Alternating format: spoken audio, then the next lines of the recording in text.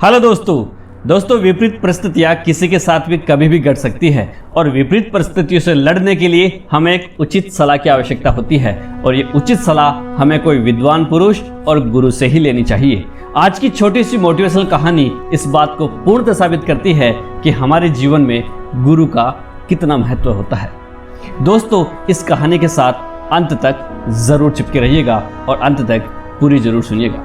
दोस्तों, एक नगर सेठ थे जो अपने 2 बच्चों के साथ अपने कारोबार को बढ़ा रहे थे और दिन रात दुगनी चौगनी तरक्की कर रहे थे। तो सेठ ने सोचा कि मेरे पास बहुत धन दौलत है, अभी तो मेरा समय सही चल रहा है, मेरे पास धन दौलत खूब है, परंतु यदि मेरे पास कभी विपरीत परिस्थितियां आ जाए, आपातकालीन स्थिति आ जाए, तो मेरे पास कुछ धन होना चाहिए ताकि वो मेरी मदद कर सके। तो उन्होंने एक शिव मंदिर बनाया और उस शिव मंदिर की गुम्बज में तकरीबन 15 लाख स्वर्ण असरफिया चैत्र मास की शुक्ल पक्ष की अष्टमी के दिन छुपा दिया और ये राज उन्होंने किसी को नहीं बताया, केवल अपनी बही में लिख दिया, जिसे हम प्राइवेट डायरी कहा करते हैं, और उन्होंने उस बही को गुप्त स्थान पर छुपा दिया। समय बीतता चला गया।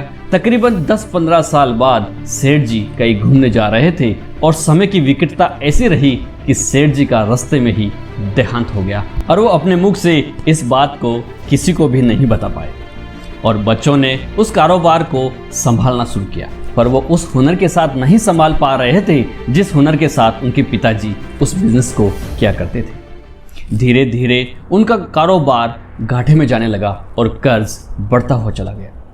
कर्ज इतना बढ़ गया कि उनकी ये स्थिति हो गई कि अब तो जीना मुश्किल हो गया है।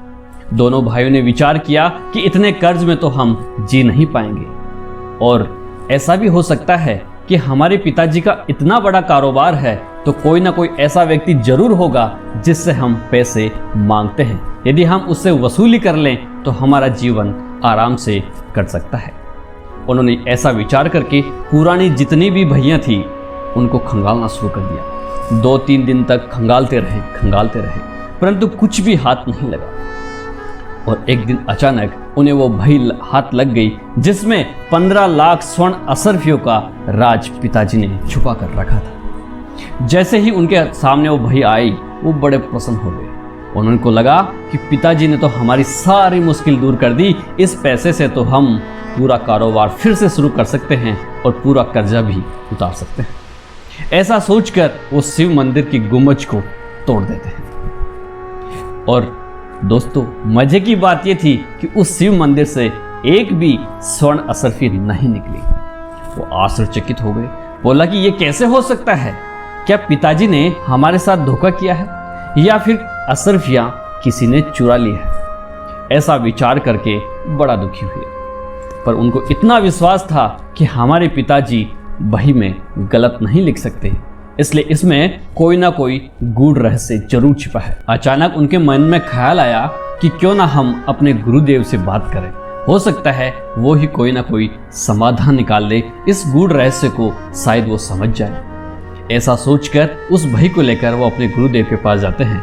गुरुदेव के समक्ष वो भई रख देते हैं और कहते हैं, गुरुदेव, हम कर्जे में डूब चुके हैं और इस बही में लिखा है हमारे पिताजी ने कि 15 लाख असरफियां शिव मंदिर के गुम्बज में छुपा रखी है और गुरुदेव, हमने वो गुम्बज तोड़ दी है पर उसमें से एक भी स्वर्ण असरफी नहीं निकली। गुरुदेव वो बही देखकर मुस्कुराते हैं और कहते हैं, बच्चों, ये असरफियां उसी गुम्बज में छुपी है और हाँ, आप एक काम कीजिए, आपको ये धन वापस मिल जाएगा, परंतु जैसे आपने गुम्बज को तोड़ा है उसे फिर से वैसे की वैसे बनवा दीजिए, आपकी असरफियां कहीं नहीं गई है, आपको जरूर मिल जाएगी। तो ऐसा कहकर वो कहते हैं कि गुरुदेव, हम मंदिर की गुम्बज तो बनवा देंगे परंतु हमारे पास इतना धन नहीं है कि हम फिर से उसे बनवा सकें। तो गुरुदेव ने उन गुम्बज को बनाने में उनकी आर्थिक मदद की और गुरुदेव ने कहा कि चैत्र माह की शुक्ल पक्ष की अष्टमी के दिन मेरे से आकर मिलना। तो ऐसा ही उन्होंने किया। गुम्बज को फिर से उसी नाप में बनवा दिया गया और चैत्र माह की शुक्ल पक्ष के अष्टमी के दिन गुरु से आप मिले। गुरु ने कहा, चलो हम मंदिर पर चलें। गुरुदेव ने कहा कि बच्चों, 15 लाख असरफियां बहुत ज्यादा होती है, और ये इस गुम्बज में नहीं आ सकती। आपके पिताजी ने लिखा है कि चैत्र माह की शुक्ल पक्ष के अष्टमी के दिन मध्य रात्रि को इस शिव मंदिर की गुम्बज की जहां पर छांव गिर रही है वहां पर खुदाई करें। और ऐसा ही उन्होंने किया। जैसे ही खुदाई शुरू की, कुछ देर बाद में उन्हें चमचमाता हुआ बक्सा जो कि 15 लाख स्वर्ण असरफियों से भरा हुआ था वो मिल गया। और वो उस बक्से को पाकर बड़े प्रसन्न हुए, बड़े खुश हुए और गुरु के चरणों में गिर पड़े। कहते हैं, गुरुदेव आपने हमें बचा लिया, वरना हम कर्ज के बोझ तले इतना दब चुके थे कि हम हमारे प्राणों को भी त्याग देने वाले थे। गुरुदेव ने कहा कि ये धन आपका था, आपको मिलना ही था, बस आप इस गूढ़ रहस्य को समझ नहीं पाए। दोस्तों, कहानी बहुत छोटी है पर शिक्षा बहुत बड़ी रखती है कि हमें हमेशा ही विपरीत परिस्थितियों में एक विद्वान पुरुष, दिव्य पुरुष और गुरु की ही सलाह लेनी चाहिए। कहानी आपको कैसी लगी कमेंट्स जरूर कीजिएगा। और हाँ, यदि चैनल पर पहली बार विजिट कर रहे हैं तो चैनल को सब्सक्राइब कर लीजिएगा, नोटिफिकेशन बेल को ऑन करके ऑल पर क्लिक कर लीजिएगा ताकि इसी प्रकार की बेहतरीन मोटिवेशनल कहानियाँ और मोटिवेशनल कविताएं आपको मिलती रहें। चलिए दोस्तों, मिलते हैं अगले वीडियो में। तब तक के लिए जय हिंद, जय भारत।